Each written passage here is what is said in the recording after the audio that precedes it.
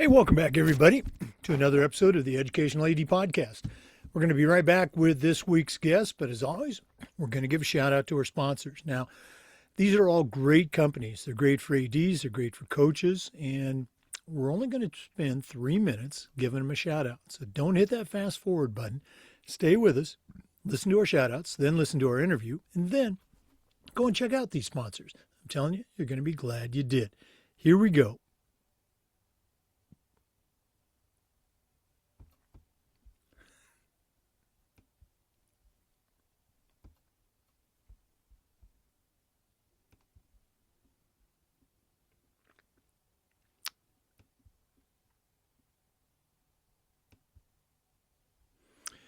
We're having some minor issues here with technology, but please bear with me here.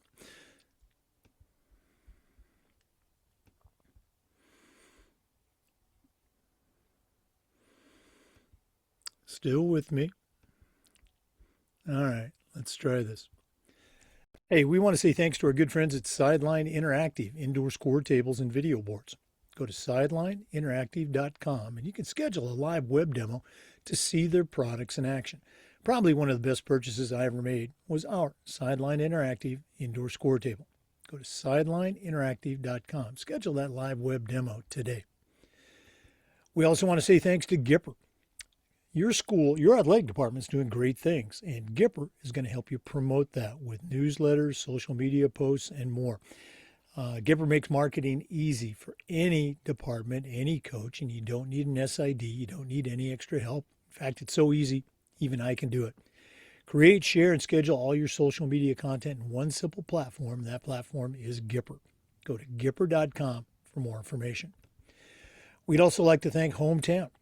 Hometown continues to be a leader in education-based athletics with their solutions that include things like, well, digital ticketing, of course. They're still the number one digital ticketing provider for schools and colleges. But how about website construction, fee-free fundraising? The list just goes on and on.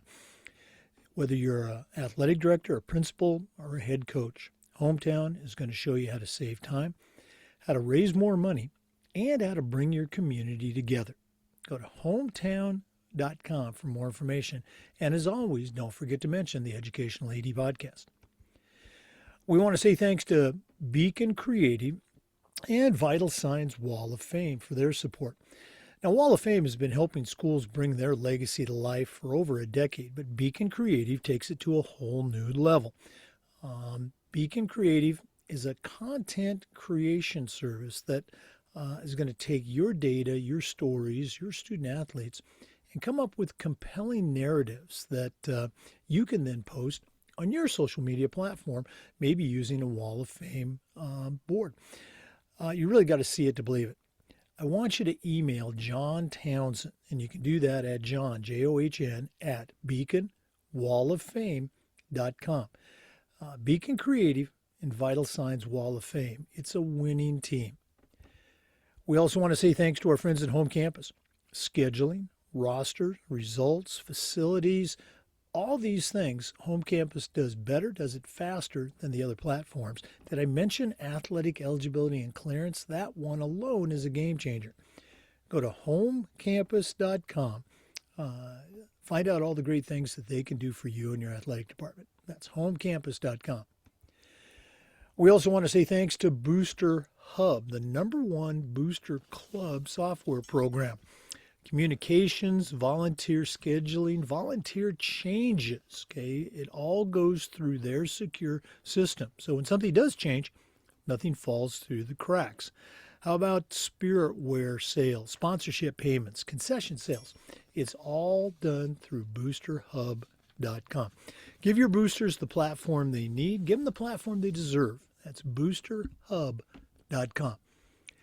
Let's say thanks to Ohio University and their online masters in athletic administration. Now, I didn't get my master's through the Ohio program, but my assistant athletic director did, along with thousands of others, and it was a great experience. And while they were earning their master's degree, they also completed 11 NIAAA leadership training courses at no extra charge. Check out Ohio University and they're online masters in athletic administration. We also want to say thanks to Huddle. As a football coach, I used Huddle for years, but as an athletic director, I made sure we were a Huddle school. And the platforms that they provided, our coaches loved it, our student athletes loved it, even our parents loved it.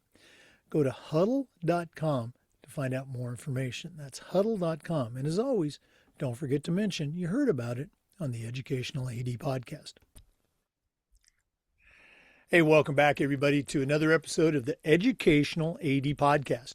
We're staying right here in Florida. We're staying right in Lake County, which is where I'm at.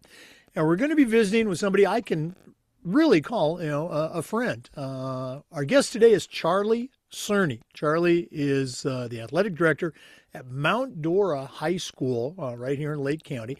Has a tremendous background as an educator, as a head coach, as an athletic director, as a leader, as a president of a state association. So we're excited to have him here on the show. We've been working on it for a while, but Charlie Cerney, welcome to the Educational AD Podcast. Well, thanks for having me. I'm glad to be here. It's been a long time coming. I know we've talked about it for a long time. I'm glad we were able to work it out. Well, for our listeners, we're recording this on March 17th. It's spring break in some parts of Florida. Charlie is gracious enough to give up some of his vacation time for us. So it's going to be very timely as you listen to it. Charlie, we always like to let our listeners have a chance to get to know our guests. So give us your quick bio, where you were born, where you grew up. Just take us up through your college days, and then we'll take a break. But what's the Charlie Cerney origin story? People ask me where I'm from. I like to just say I'm from America. My dad was in the Air Force. So I was born in Florida at Eglin Air Force Base up in the Panhandle, Pensacola area there. But because my dad was in the Air Force, we moved all the time. So I've lived in Texas. We were in California twice, lived in Georgia, Maine, Missouri, Nebraska. So kind of lived all over the place, both coasts, north, south, right in the middle.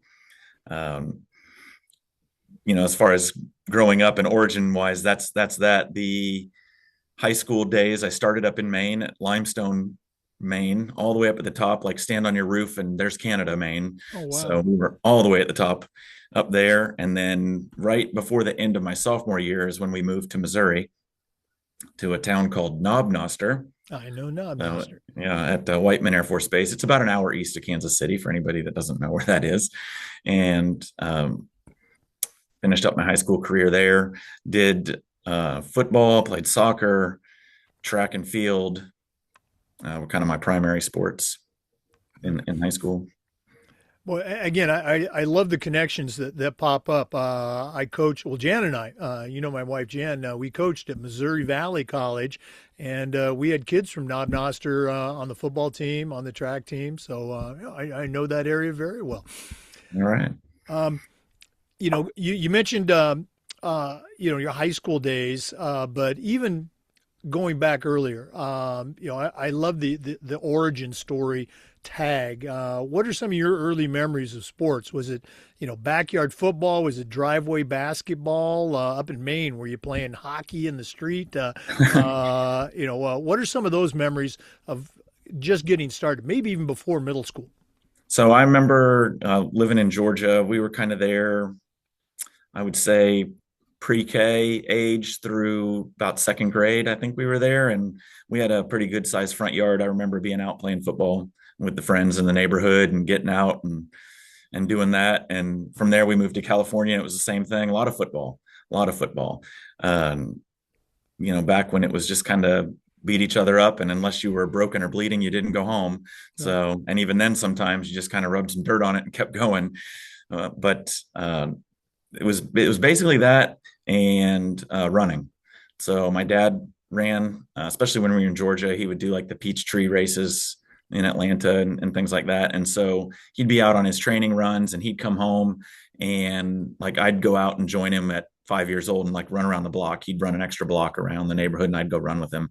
And so that's kind of how I got started with the running and doing the mile fun runs kind of thing, when he'd go do 5Ks and 10Ks and those sorts of things. And so did that same thing, California, a lot of just the touch football, riding bikes. Really didn't do much anything else. Did a little bit of baseball. Did play soccer a lot. I don't really, I was young. I don't remember any of the organizations or anything like that, but played soccer, organized soccer, a little bit of organized baseball, really up through junior high, and then stopped because it was up against track, and I was kind of more focused on the running at that point. So a lot of football, played football. Oddly enough, played football in seventh and eighth grade in Nebraska, but then when we went to Maine in my ninth and 10th grade year, because we were so far north, there was not football, high school football up there. So we had soccer. It was in the fall before the winter came in, but the season wasn't long enough for football. So didn't play football my freshman and sophomore year of high school, and then Oh, picked it back up my junior and senior year when we went to Missouri. well, I mean, just we moved around a bit. My dad was a contractor growing up, and grade school um, up to maybe middle school, we moved around a lot. I cannot imagine moving that much to the high school. Changing high school. Losing football and getting it back. Uh, I mean, let's look at that. You went. I think you said you went from Nebraska. I mean, football, everything, Mm-hmm. to Maine with no football. I mean, where you were at as a freshman and sophomore. I mean, how was that transition for you? I mean, were you? I mean, did you just accept it? Were you pissed off? I know we're diving deep into Charlie Cerney's psychology here. We still played. I mean, I missed it, but we would still go out and play in the yard. So we'd play in the snow. We'd be knee deep in snow playing, in our little snow bibs, and we'd be out playing football in the neighborhood. So it wasn't organized, but we still got to play. So no coaching or anything like that, but everybody still loved it. And being at a, military base, everybody was from everywhere. So everybody had played football pretty much at some point somewhere. So we were still finding a way to play. Okay. Now, when you made that move to Missouri, you said you picked up football again your junior senior year, Mhm. and track certainly was a big part of your life. Were you thinking hey, I might be good at this, I could play at the next level, or were you just you were on the team just enjoying the moment? Mostly just enjoying it. I look back now and I think I'm, maybe small school type stuff. I don't know that I was that good. My speed helped me, which is why I ended up doing track in college. I was definitely faster than that. That break probably didn't help on the football side, having those 2 years off. So I was kind of just naturally athletic.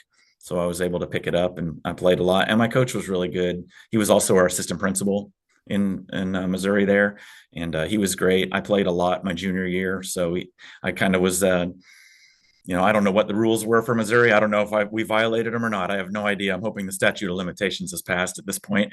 That was a long time ago, but we had JV games on Monday nights, and I played in those. And then I was playing in the varsity games on Friday nights, and did a lot of that, and worked my way up into a starting role for my senior year. But my junior year, I played both nights. I was playing Mondays and Fridays, just trying to get all the experience I could. So I would go Uh, from practice on Monday to the JV game and play. So I'm guessing you were not the only, athlete of the day, playing on Mondays and Friday nights. no, there was a few of us. There was a Yeah, I few of think there us. were a few. Let's go and talk college. After Knob Noster, where'd you end up at college? So I ended up at UCF. I had a couple of different options. I coming down from Missouri, I knew I was going to have to walk on. I was decent. I was a pretty good hurdler. I was at the state track meet for the 300-meter hurdles my junior and senior year. Went in the 4x8 relay team my sophomore, junior, and senior year. So pretty good kind of middle distance type runner. Kind of ended up deciding between Florida State and UCF, and visited the campuses, and knowing I had to walk on, and just kind of felt I'd have a better chance of making the team and being successful at UCF. So chose to go there. I liked that campus better. For me, it felt more like especially at the time, more like a small or a big high school, I guess, but it felt like a campus. Whereas like a Florida State or even Florida, they're kind of part of the town, part of the city. And you feel like you're mixed in, like, oh, here's the store and here's a classroom building. Whereas at UCF, when you're on campus, you're on campus. Right. And I like Now, that feeling. had the So family moved to Florida, or you were just looking to get out of Missouri? no, I came down, and my dad had property down here, so he always kept his Florida residency for taxes, I'm assuming. So moving around with the military, but so I had in-state tuition knowing I was going to have to walk on, had that, and they had Florida prepaid for me, so I Oh, wow. came on down here. So I was always going to come to Florida. It was just a matter of deciding where. Okay. So is that, I was going to ask you this question. I think you just answered it. Living in all those different parts of the country, where are your sports loyalties? Who are the teams that you root for? Honestly, I kind of root for Georgia in college football, but that's more because at the time when I was living there at 5 and 6 and 7 years old was when Herschel Walker was there dominating. And so as a kid, who do the kids like? They always like who's winning and dominating. And at that time, it was them and Herschel Walker was kind of a big influence. So my dad went to Florida State, so I always kind of cheered for them a little bit as well growing up. So that was part of the reason I was leaning on going there. Well, we're going to continue with this. We're going to take our first break. Once again, our guest is Charlie Cerney. He's the director of athletics at Mount Dora High School here in Central Florida, Lake County. Zoom has changed their dashboard platform, and I'm going to try to make this work. So we're going to try to take a pause. Hopefully, we'll be back. So please stay with us. This is the Educational AD Podcast. We want to say thank you to Sideline Interactive indoor score tables and video boards. Go to sidelineinteractive.com and you can schedule a live web demo to see all of their great products in action. Probably one of the best purchases I ever made as an athletic director was our Sideline Interactive indoor score table. We use it for home games, of course, but we also use it for pep rallies, for signing ceremonies. Their products are tremendously versatile and their customer service just outstanding. Go to sidelineinteractive.com. Schedule that live web demo today. And don't forget to mention you heard about it on the podcast. We also want to say thanks to our friends at Gipper. Your athletic department, your kids, your coaches, they're doing great things. And you need to share that on social media. And Gipper's the modern marketing platform that makes it easy for athletic directors and coaches to promote their teams. Gipper's used and trusted by over 20,000 high school and college programs, and it's so easy, even I can do it.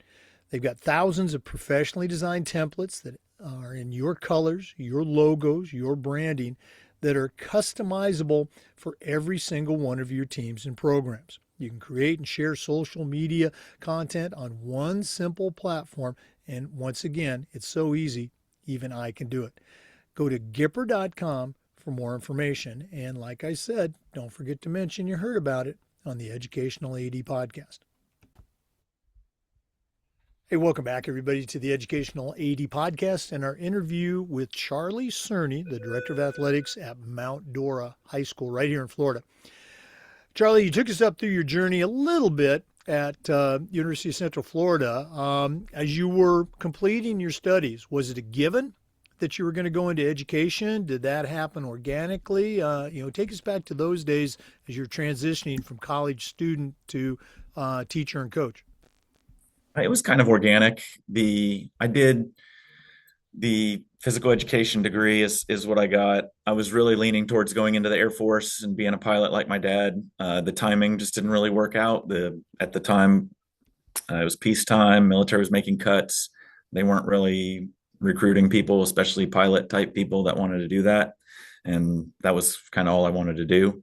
And so ended up just going into the education, which is what I got my degree in, like I said, and went from there. Started out after my internships at Sadler Elementary down in Orlando, and did a year down there. But I was living up here in Lake County. I met my wife in college, and we were up here. We got married at the same time I finished school, and we were living up here. And this was before all the fancy roads we've got now, and it was an hour commute each way, and I just didn't want to do that. So moved up to Lake County, taught for another elementary school up here in Leesburg, Treadway Elementary. I was there, and then decided that I really just wanted to get into coaching. If I was going to do this, I wanted to get into the coaching thing. And so the Umatilla High School was hiring a new football coach, and I didn't have any experience other than playing high school football as far as football was concerned. But I was like, I've got to be able to help do something. I don't care, whatever. I'll go work with the kickers or something. I'd kicked a few extra points, whatever. So I just wanted to kind of get my foot in the door. So went and talked to the guy they hired, said, I'll come volunteer, whatever you need me to do. And he said, great. So I came on, and a month later he left. And so then I was like, well, now what do I do? So they hired another guy, and I told him the same thing. And he said, great. It was Tim Smith. And he said, you're going to be the head JV football coach. I was like, what? Okay. So I became the head JV football coach, had to learn offense, had to learn how to coach football. And, but he was a great mentor for me, and helped me get through that, and kind of just threw me in the deep end of the pool and said, good luck. And here we go. So, and so that started that, was there for 4 years at Umatilla. Kind of worked up a little bit, was coaching varsity defensive backs, doing the JV thing also. And then at that point, Tim Smith had left and gotten a head job, actually, ironically, here at Mount Dora High School, and asked me to come be his varsity offensive coordinator. So I said, sure. It was a chance to move up and just be a varsity coach. And so 4 years in, I moved here to Mount Dora for the first time, and came over and was his offensive coordinator for 2 years. Principal change happened, so that meant a head coaching change happened, as per the usual. Sometimes it feels like, and so Tim was released, and so I moved on, went to Tavares High School. This was about 2000. I guess it was the 2005 season. 2005 season, and I was at Tavares offense coordinator, on and off a couple of times with a couple of different coaches. Stayed there until 2018. Was there for a long time. My son went to school there, and graduated from there. And then I got an opportunity to be a head football coach at Umatilla High School. All of this here in Lake County because my wife's from here and she didn't want to move. So I was content to stay here as well. It was fine. So I just enjoy working with kids and coaching. So anyway, got the head coaching job at Umatilla High School, was there for 4 years. Got the, I don't know if you can hear those bells. Sorry. The school bells are ringing. Made the school made the playoffs for the first time in almost a decade. Got them to that from not winning much of any games before I was there the last few years. And we went one game my first year, and then two my second, and then six, and made the playoffs. And then went 5-5, and had a new principal, and he wanted to go a different direction, and that's fine. That's just part of the job, as we all know. And so had an opportunity. I had a friend was the head coach here at Mount Dora and asked me to come over. And so I came over here, and then the principal asked after my first year about stepping into the role as athletic director, and it's co-athletic director. There are two of us.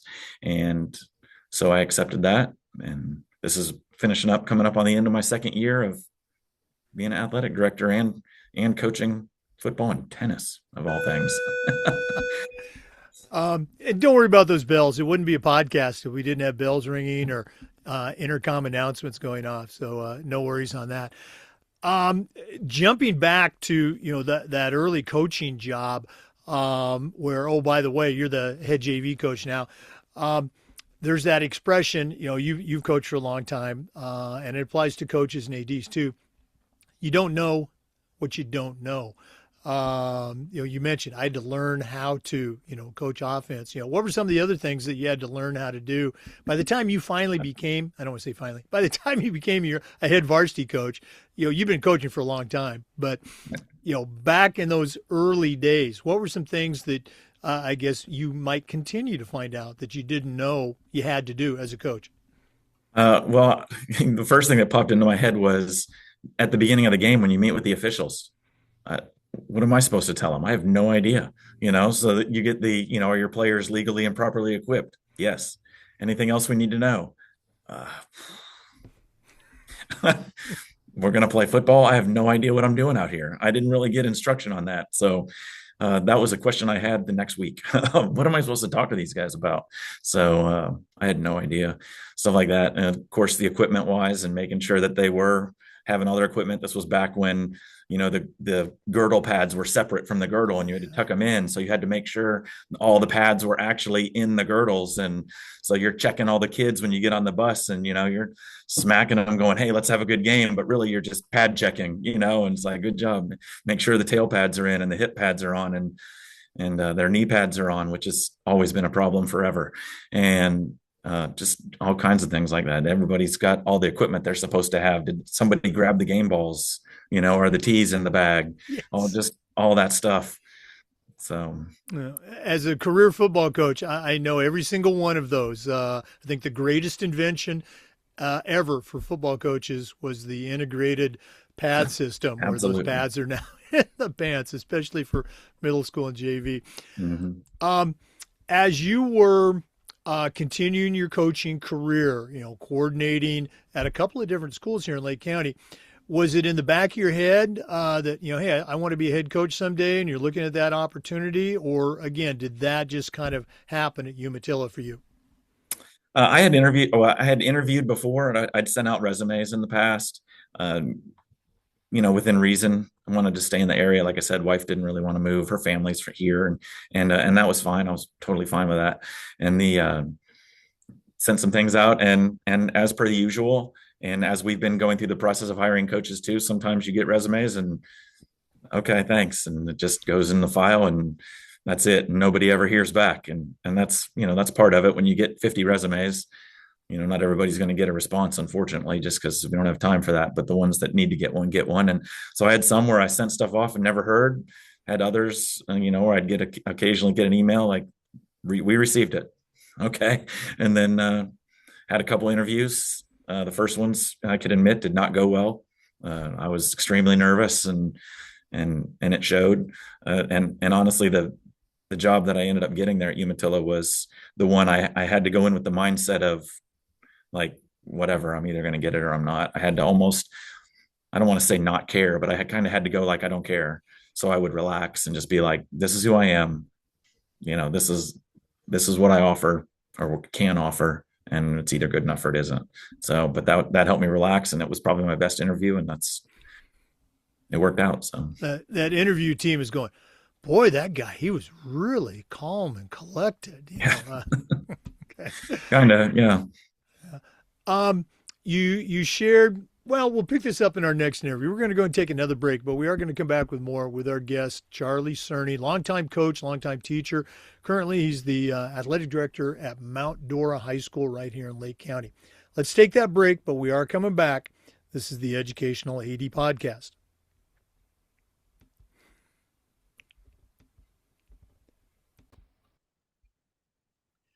We also want to say thanks to our good friends at Hometown for their support of the podcast.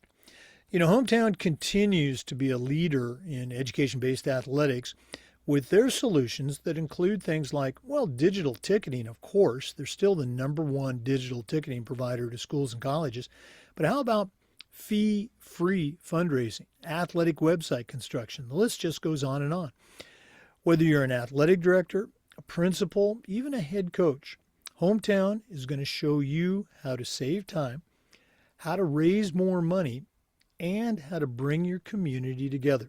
You'll find it all at hometown.com. Let's say thanks to Vital Signs Wall of Fame and Beacon Creative. Now, Wall of Fame has been helping schools bring their legacy to life for over a decade, but Beacon Creative takes it to a whole new level. Beacon Creative is a content creation service, and they're going to take your stories, your students, your coaches, your history, and come up with compelling narratives that you can then put up on social media, maybe even put them up on a Wall of Fame board in your school. I want you to reach out to John Townsend, and you can do that at John, John, at beaconwalloffame.com. Beacon Creative and Vital Signs Wall of Fame. It's a winning team that you should be a part of. We also want to thank our good friends at Home Campus. Scheduling, rosters, results, communication, facilities. Home Campus does all of these things and more, does it better, does it faster than the other platforms. Did I mention athletic eligibility and clearance? That platform is a game changer all by itself. Go to homecampus.com to find out all the great things they can do for you. That's homecampus.com. And as always, tell them you heard about it on the Educational AD Podcast. Welcome back, everybody, to the Educational AD Podcast. Charlie, you took us on your journey as an assistant coach, which led to you becoming the head coach at Umatilla High School. And you talked about that turnaround. Can you take us back to that first season, that one win season, and what happened that season, and what happened in the following seasons that allowed you to take a no win team to a playoff berth? So it was definitely a challenge. Started that spring, wasn't on campus yet, of course, because teaching spots don't generally come open until the fall. So I was commuting over to the school. We had 16 kids out for the spring. So myself and a couple of the assistant coaches were helping fill out scout teams so that we, holding bags so we could run offense and defense against people. So trying to coach, but also trying to give the team a look. So it was definitely multitasking at the max level that you could do for that. We got a few kids out right the week of our spring game, just enough time to do their heat stuff with the helmets and pads so they could play in our game because they were baseball players. And I was like, yeah, come on, let's go. Just kept things really, really simple. We were in a jamboree, so we were able to compete a little bit. But a lot of that first year was really about just getting the kids to trust that we wanted the best for them, was and building relationships. The schedule had already been made, so it wasn't my schedule. So it was like, guys, we just need to see progress. And it was weird because I still joke with some of my former assistants about it. We had a game, we were walking out at halftime and we were down 35-10 at the half, and people were cheering for us because we'd scored 10 points. And that was the weirdest thing. I'm like, we're getting destroyed out here. But the people were so excited, and the kids were excited because we'd scored. And I'm like, okay, well, it's a start. So just trying to find those wins like that and finishing well, and talked about winning the fourth quarter, and like, let's not worry, we won the end of the game. So we're competing, we're being competitive. Went into that second year and won 2 games, kind of that same thing, and getting more kids out. So numbers were a little bit bigger. So that helped us have some younger kids to help develop. We had 8th graders come over in the spring and do a separate spring practice. So they were already in the system and doing that. The FHSAA has got them, they're separate. So we would do our varsity practice in the spring, and then the 8th graders would come over and practice. And we did that just 3 days a week. We would have them come do that. And then we did a little 12-play scrimmage with them in the spring game at halftime. They would go out, the officials stayed out and let them just run 12 plays and be done, but made everybody and the fans happy, and it gave them some experience, and they got to wear the school uniforms and just be a part of it. Then I got to do the schedule, and that's what really helped. Is people thought it was weird, and I get it, but I took our local schools off. I took Mount Dora off our schedule. I took, all the locals, the Tavares, I was like, we're not playing them. I said, we're not to that level right now. I want to play them. My discussion with the AD at the time was the gate, because I totally, especially, as an AD now, I understand the gate and I understand its importance. But my argument was, if we win games, especially at a small local school, the people will come. They were coming anyway. The Umatilla is a small town with phenomenal community support at the games. Those games are always full. I was like, they're going to be more full because we're winning. So I said, let me schedule. It was back before there was no districts. So it was all the RPI stuff for playoffs. I was like, let me do the schedule. And I said, just give me a distance, how far I can travel. And so I said 2 hours. I said, okay. So I went to the last page of Max Preps, went to the rankings and went to the very last page and just started working my way up. I was like, we've won 3 games in 2 years. Who's within 2 hours? And I just started making phone calls and got us a schedule of other teams that were 2-8 and 3-7 and 1-9. And they were all like, yeah, let's do it. Let's do it.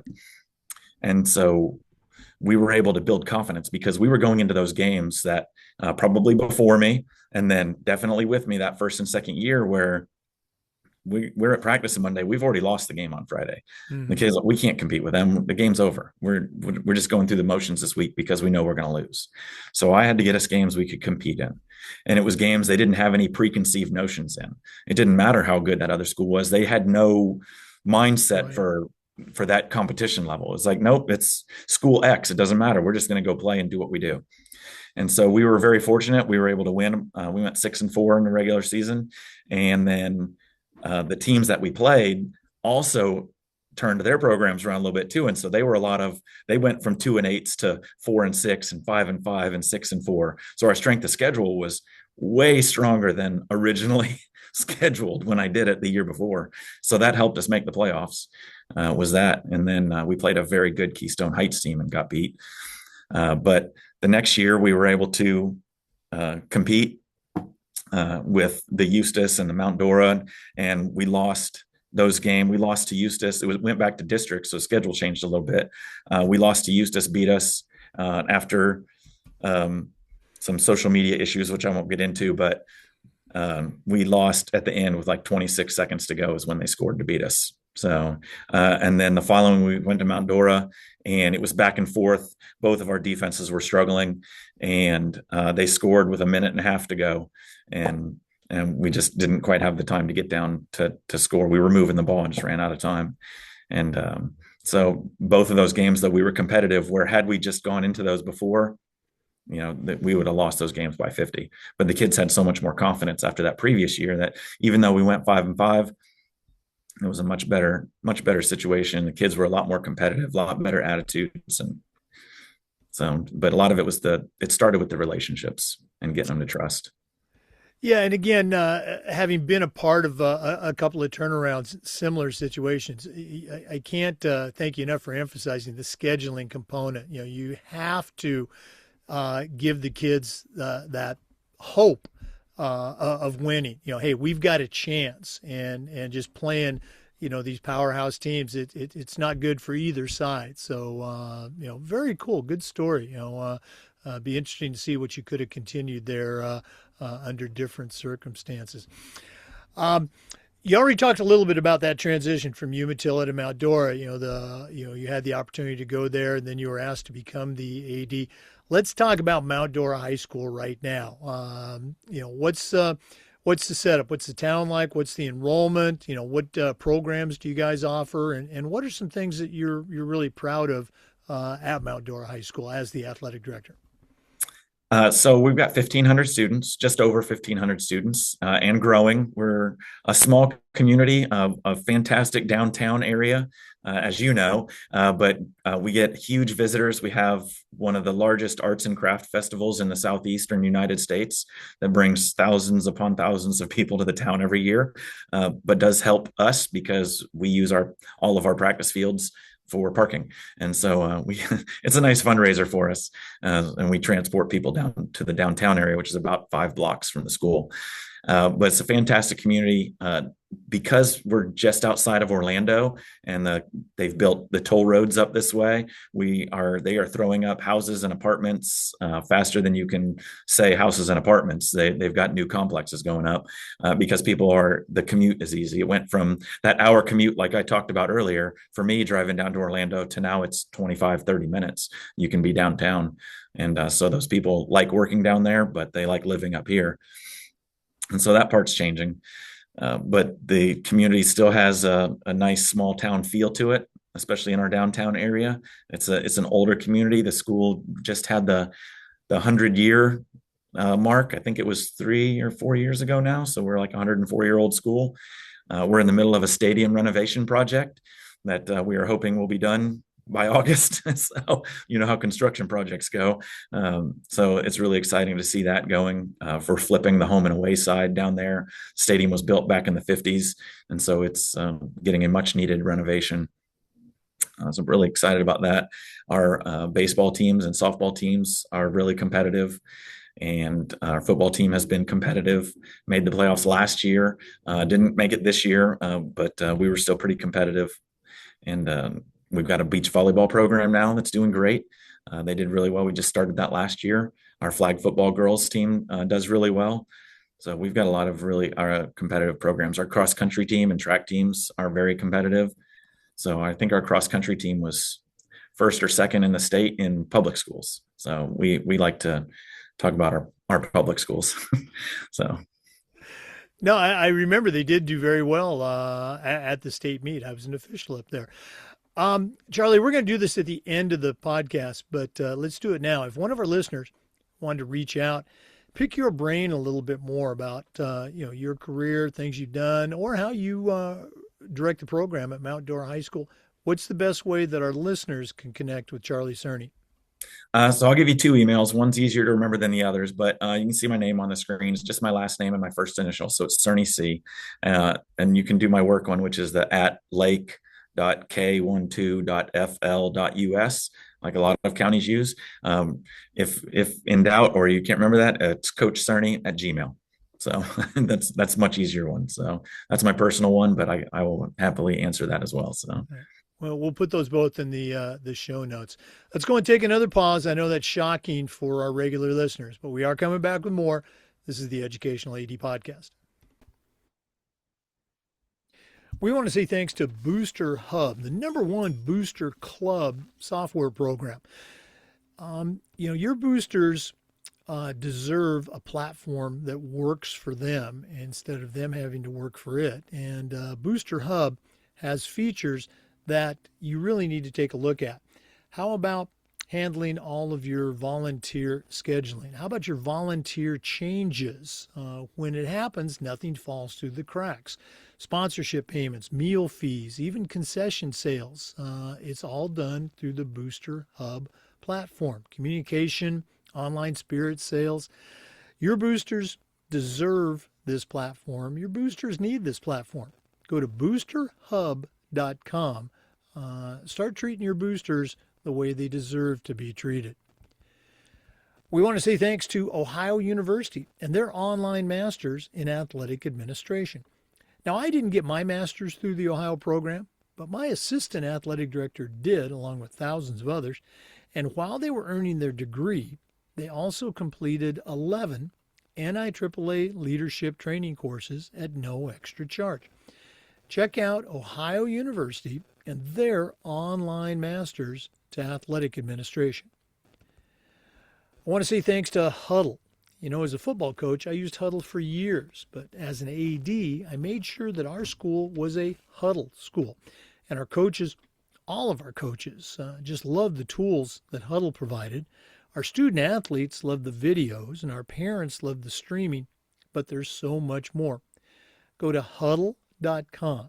Join the 100 million fans and users and turn your school into a Huddle school. That's huddle.com. And like I say, don't forget to mention you heard about it on the Educational AD Podcast. Hey, Jake, we also use Huddle at our school. We have a school account. It's been phenomenal for us.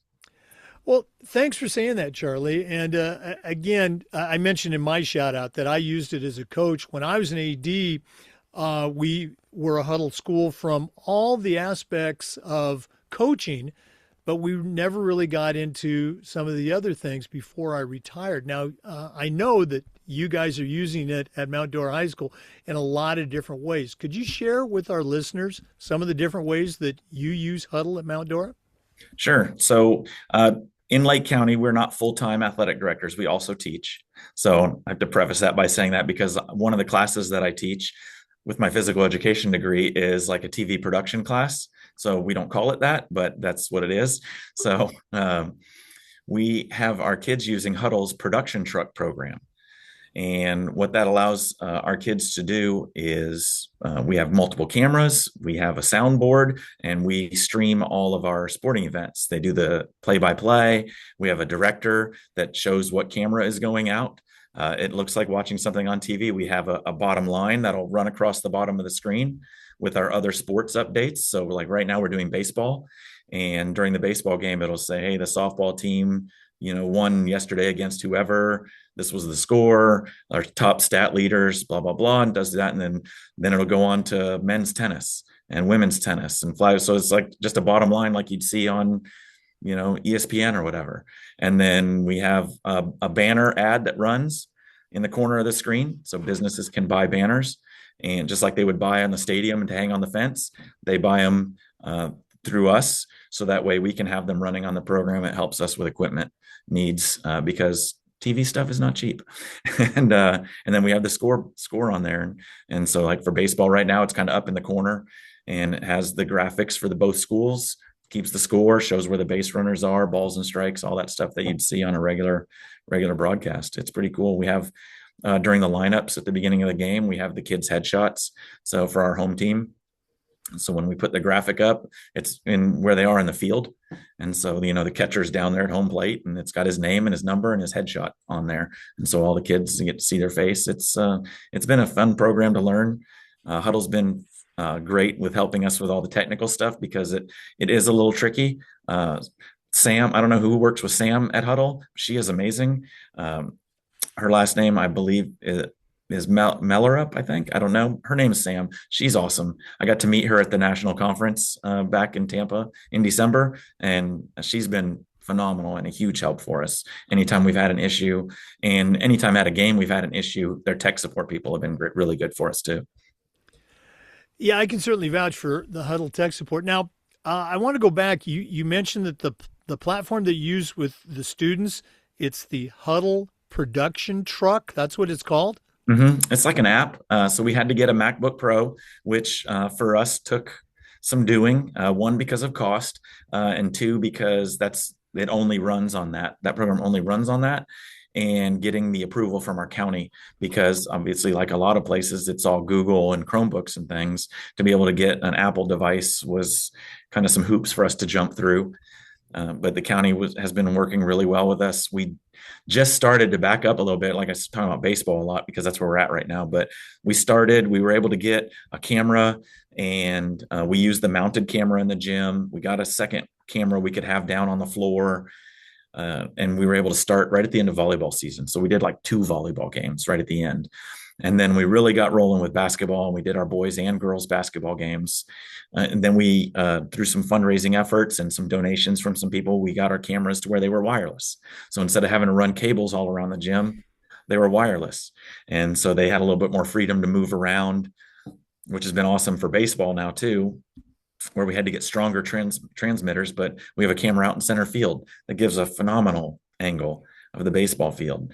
But it's been just building all this stuff up with tech support from our county, tech support from Huddle, but they've been working together really well. We're trying to get to where we can do softball games.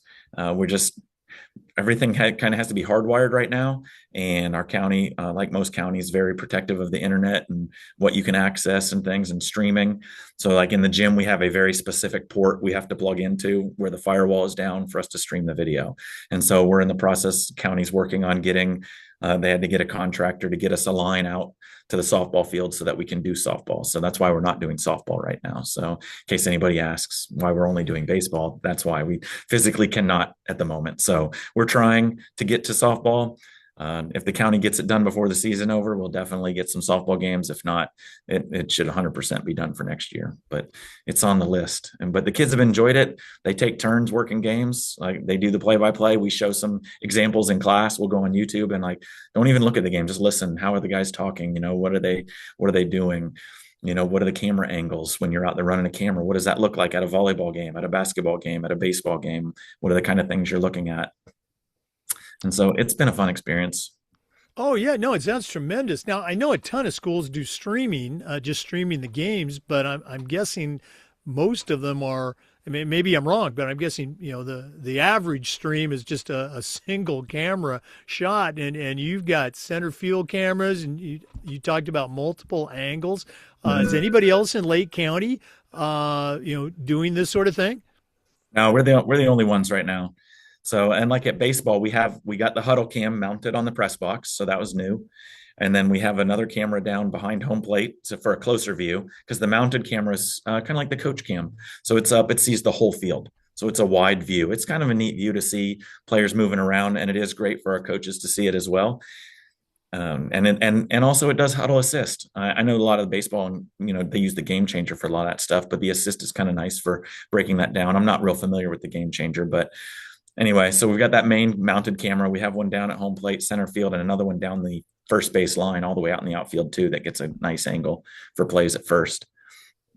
Oh wow, yeah, I can just imagine. Now, what kind of feedback have you gotten from your fans, from your stakeholders as Oh, you they added love this? it. They love it. Yeah, they talk about one of the restaurants in town is showing it in their bar now. So they put the feed up in the bar for people to watch it. They don't have the play-by-play on, obviously, because most places don't do that, but the game is on. People are watching it down there and getting to see the action. So I'm working with a couple businesses to try and get some more to show that down there. And but the people have been great. Even some of the parents of the kids like doing the play-by-play. They're like, we just stayed home and put it up on it and cast it up onto our big TV, and well, it was like watching a game. Like they're watching a major league game on their big screen. So it's been great. And you did mention that, again, with the streaming, and anybody that streams can do this, but the sponsorship opportunities, to buy a banner or to have something, is that um, we talk about return on investment. How would you grade that on a letter grade, the sponsorship component of streaming your games? It's slow right now, but we also have not pushed it real hard because it's new. So it's kind of something we're going to push more towards getting ready for fall. So we just kind of word of mouth reached out to a couple parents and things like that for the couple banners that we do have that are rotating on there right now. So it'll be more of a push this summer Yeah. as we Yeah. go and people see it. And we did just get a new one on there because they saw it on there, so that was kind of neat. We've got, as far as viewership, one of the things we're also getting some numbers.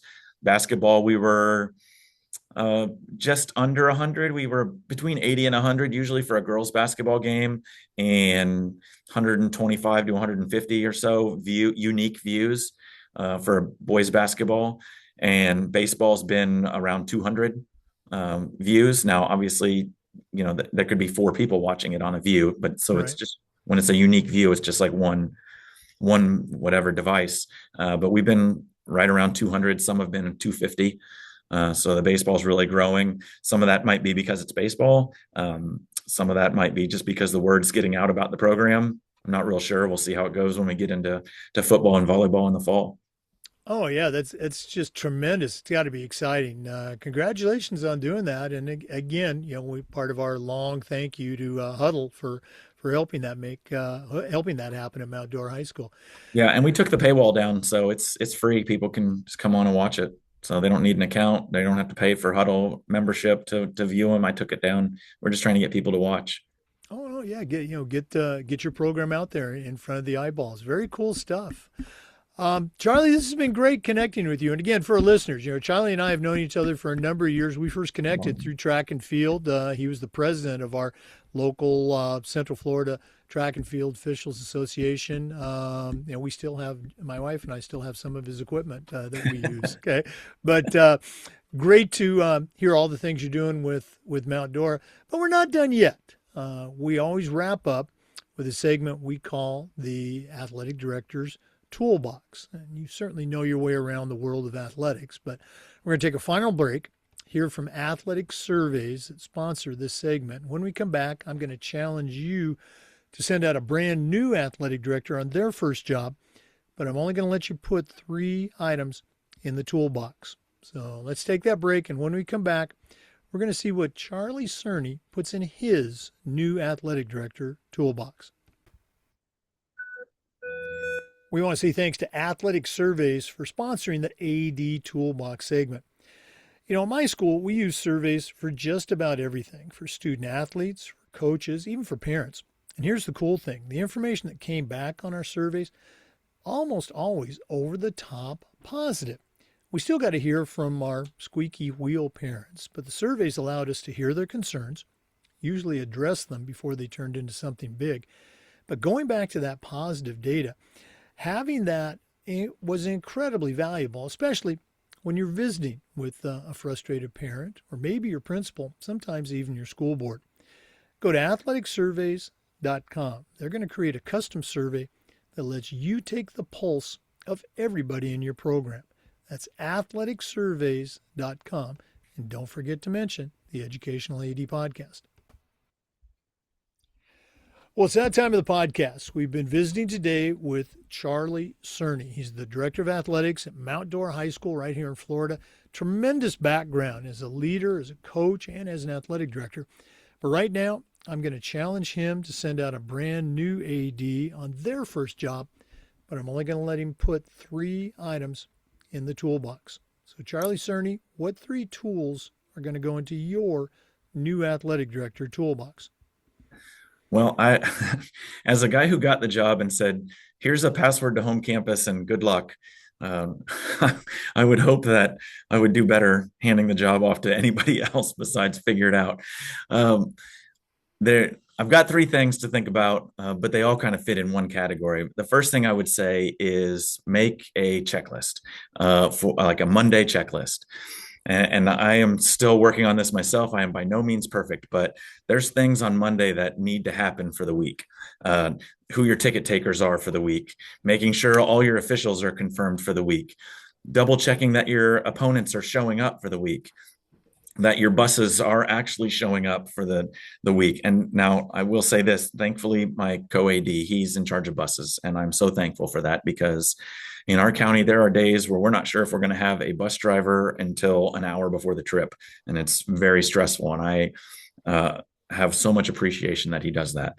But just a checklist of, the custodians, the ROTC that does our flag court at certain events, so everybody that's involved in the game knows that there's a game, the booster club, if it's an event where there's concessions, like, hey, here's what's happening Monday through Friday this week, just making sure everyone's on the same page and is aware in case there was a change a month ago and somebody missed it. So it's like, here's what's going on this week. And I've had times where I've sent stuff out and I got told that there was a change because I didn't know. But that's fine. That communication helps cut that off before it becomes a problem. So my first thing would be give yourself a Monday checklist of these are things that have to happen on Monday. The second thing would be to keep your inbox in your email organized. I created folders. I had to learn how to do it, but I have folders where, like, arbiter emails go to a specific arbiter folder, and athletic clearance emails from home campus go to an athletic clearance folder. So when a kid updates their physical or inputs their certifications, whatever it is, I get an email and it doesn't get lost in the million other emails. It's in that folder. So when I get emails like from our county AD, he has his own folder. So the amount of emails that we get just as teachers in general, plus we get the stuff for AD, organize your email inbox. So just to keep all that straight, it makes it easy to find when you have to go back and find something too. So officials directly with associations, arbiter, all of those things that you might have to communicate with people, just organize the mess out of that. And then the third thing would be your desk, organize your desk. So keep a file folder, any papers or any things like that you have. So I know those are three similar things. It all goes into organization, but I don't know really any other way to do the job without being organized. So there are three things, but organize your desk, organize your inbox, and organize your checklist so that everybody's covered. I think if you can do those three things, the other stuff will start taking care of itself a little bit.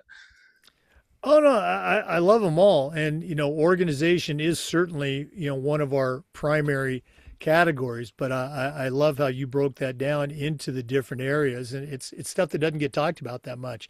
The email. You're absolutely right. That's how we communicate in so many different ways with, as you mentioned, so many different people. Buses, officials, et cetera. Great stuff. Charlie, thanks again for coming on. All the best moving forward with the 2026 season. It's going to be playoff season for spring sports before we know it. One more time, if one of our listeners wants to reach out, pick your brain a little bit more, and listeners, I think you have a tremendous resource here. What's the best way that they can connect with Charlie Cerney? So either email the Cerney C, my last name, first initial, at lake.k12.fl.us, or Coach Cerney at gmail.com. Okay. Well, Charlie, thanks again. We're definitely going to have to get you back on, and we won't wait, as long as we did for your original report. Sounds good. Hopefully we can touch base, during track season here, get you back out to a track meet. But thanks again for coming on. Yeah, absolutely. I appreciate it. Thanks. I enjoyed it. For our listeners, we enjoy you tuning in, and just a reminder that we upload the Zoom recordings of every interview to the Educational AD Podcast YouTube channel. We do this just about every day. We try to share stories and best practices from the world of athletics. So please come back and join us again on the next episode of the Educational AD Podcast. We'll see you next time.